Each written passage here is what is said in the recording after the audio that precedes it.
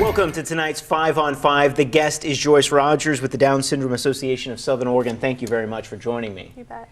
We're here to talk a little about the inclusion program and some of the success you've seen lately. Tell us about it. Well, my daughter, I'm the reading specialist for the Down Syndrome Association, and my daughter is also a 14-year-old that has Down syndrome that attends Hanby Middle School. And, you know, we went out there to recognize their incredible inclusion practices that they have out there.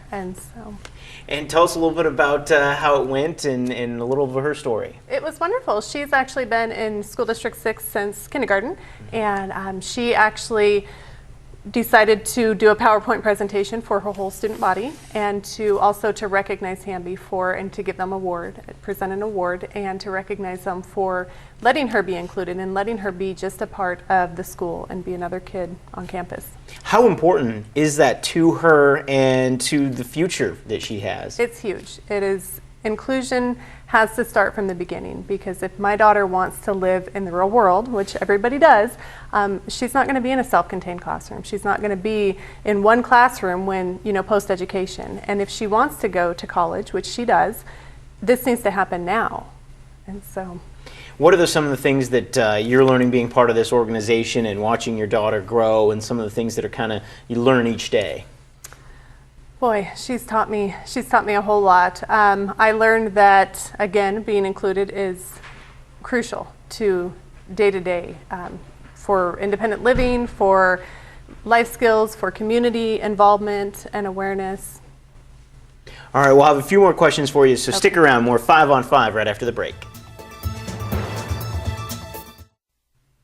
Welcome back to the 5 on 5. The guest is Joyce Rogers, a reading specialist with the Down Syndrome Association of Southern Oregon.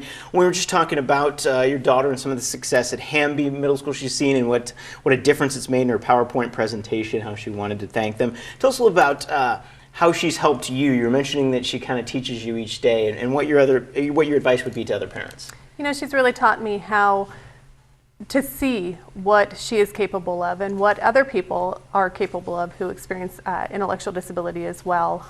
My advice to other parents would be just to trust in what they're wanting to do, and to push them to their limits as much as you're able to, and keep them included in anything that you can, in the community, in sports, in education.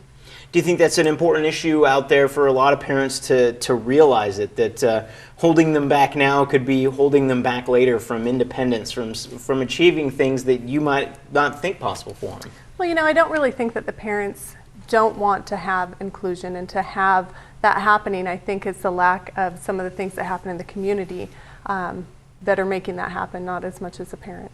How can the community get involved if they want to support it? Maybe they don't have children, but they want to help. They want to make sure that they can. Sure. Well, we have a website that you could go to. Would be the first step. It's www.dsaso.org. You can contact our organization anytime, and really just be available to say, hey, I'm here, and you know, I'm willing to help out and be a part of what you guys are doing. We talk about independence too quickly, because I know it can be hard, especially on parents early on, because they feel probably they pour so much more energy into a child with Down syndrome. How important is that to even the parents themselves to get a chance to the child to be independent, so they have less worry on their mind day in, day out? You know, it's kind of funny that you say that, because really I don't ever look at it as putting more work into my daughter that has Down syndrome versus my daughter who does not have Down syndrome.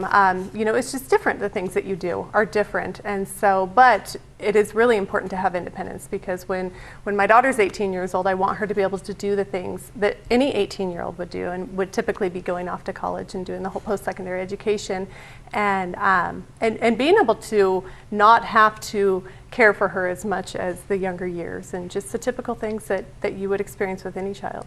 All right, well, best of luck with everything that group is trying to accomplish, and thank you so much for joining us. Thank you. All right, that's it for the 5 on 5. More news right after the break.